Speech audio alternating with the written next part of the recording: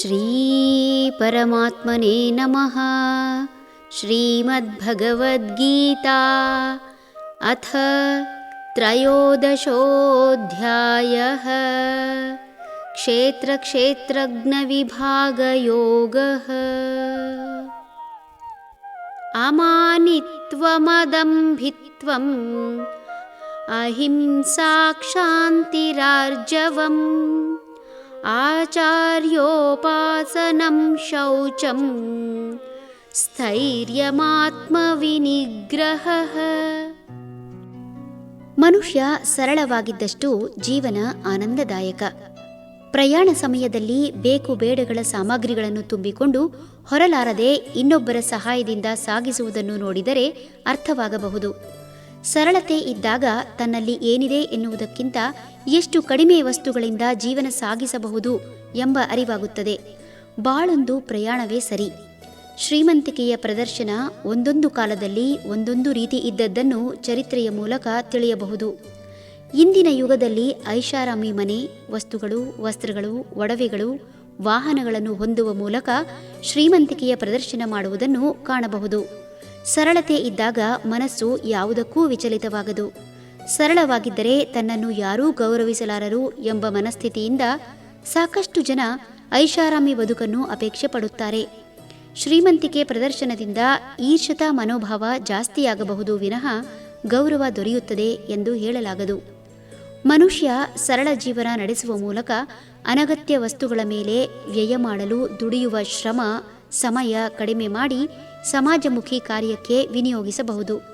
ಸರಳ ಜೀವನ ನಡೆಸುವವರು ಹೆಚ್ಚಾದಂತೆ ಖನಿಜಗಳು ಹಾಗೂ ಇನ್ನಿತರ ಸಂಪನ್ಮೂಲಗಳನ್ನು ಭೂಗರ್ಭದಿಂದ ಹಾಗೂ ಭೂಮಿಯ ಮೇಲ್ಗಡೆಯಿಂದ ತೆಗೆಯುವ ಅವಶ್ಯಕತೆ ಕಡಿಮೆಯಾಗಿ ಭೂಮಿ ಹೆಚ್ಚು ಕಾಲ ಉಳಿದೀತಲ್ಲದೆ ಉತ್ತಮ ಪ್ರಕೃತಿ ಪರಿಸರ ನಿರೀಕ್ಷಿಸಬಹುದು. ಹರ ಮುನಿದರು ಗುರು ಕಾಯುವ ಎಂಬ ನುಡಿಯನ್ನು ಎಲ್ಲರೂ ಕೇಳಿದವರೇ. ಅಜ್ಞಾನದಿಂದ ಜ್ಞಾನದೆಡೆಗೆ ಕರೆದೊಯ್ದು ವಿಶಾಲ ಪ್ರಪಂಚ ಪರಿಚಯಿಸುವ ಗುರು ಶಿಷ್ಯನ ಪ್ರತಿ ಪ್ರಶ್ನೆಗೂ ಸಮಂಜಸ ಉತ್ತರವಿತ್ತು ದ್ವಂದ್ವರಹಿತ ಜೀವನ ನಡೆಸಲು ಸಹಾಯಕನಾಗುತ್ತಾನೆ. ಜ್ಞಾನ ನೀಡಿದವರನ್ನು ಗುರು ಎನ್ನಲಾಗುತ್ತದೆ. ಬಾಲ್ಯದಲ್ಲಿ ತಂದೆ ತಾಯಿಗಳೇ ಗುರುವಾದರೆ ಮುಂದೆ ಜೀವನದ ಮಾರ್ಗದರ್ಶನಕ್ಕಾಗಿ ಗುರುವನ್ನು ಆಶ್ರಯಿಸುವುದು ಸಹಜ.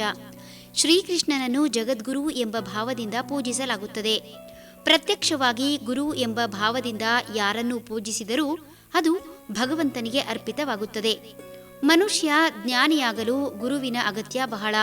ಉತ್ತಮ ಗುರು ಶಿಷ್ಯರ ಜೋಡಿಯಿಂದ ಪ್ರಪಂಚದ ಇತರರಿಗೂ ಜ್ಞಾನ ದೊರೆಯುವುದರಲ್ಲಿ ಸಂಶಯವಿಲ್ಲ. ಶಿಷ್ಯನ ನಿಷ್ಠೆ, ಶ್ರದ್ಧೆ, ಭಕ್ತಿಗಳನ್ನು ಅರಿಯಲು ಗುರು ಸೇವೆಯೊಂದು ಮಾರ್ಗ.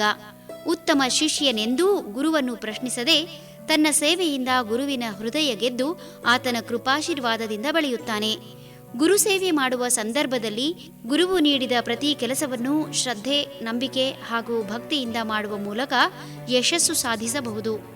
ಯಾವುದೇ ಆಶಯ ಅಥವಾ ಬೇಡಿಕೆಯ ಈಡೇರಿಕೆಗಾಗಿ ಗುರು ಸೇವೆ ಮಾಡಿದರೆ ಅದು ಗುರು ಸೇವೆಯಾಗದು. ಗುರು ಸೇವೆಯ ವಿಧಿ ವಿಧಾನಗಳನ್ನು ತಿಳಿದು ಜೀವನದಲ್ಲಿ ಅಳವಡಿಸಿಕೊಳ್ಳಲು ಗುರುಚರಿತ್ರೆ ಓದಬೇಕು.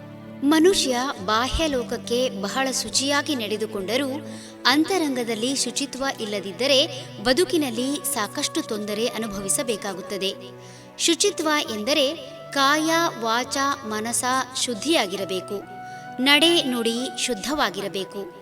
ಮಾಡುವ ವ್ಯವಹಾರ ಶುದ್ಧವಾಗಿರಬೇಕು. ತೊಡುವ ಬಟ್ಟೆ ಶುಭ್ರವಾಗಿರಬೇಕಲ್ಲದೆ ತನ್ನ ಪರಿಸರವನ್ನು ಶುದ್ಧವಾಗಿಟ್ಟುಕೊಳ್ಳಬೇಕು.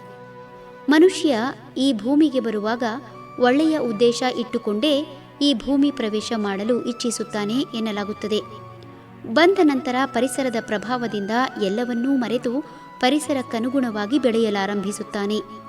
ಏನೂ ಬೇಡ ಎಂಬ ಸ್ಥಿತಿಯಿಂದ ಎಲ್ಲವೂ ಬೇಕು ಎನ್ನುವ ಮನಸ್ಥಿತಿಗೆ ತಲುಪುವ ಈತ ವ್ಯಾಮೋಹದಿಂದ ತನ್ನನ್ನು ಕರ್ಮ ಬಂಧನದಲ್ಲಿ ಸಿಲುಕಿಸಿಕೊಳ್ಳುತ್ತಾನೆ.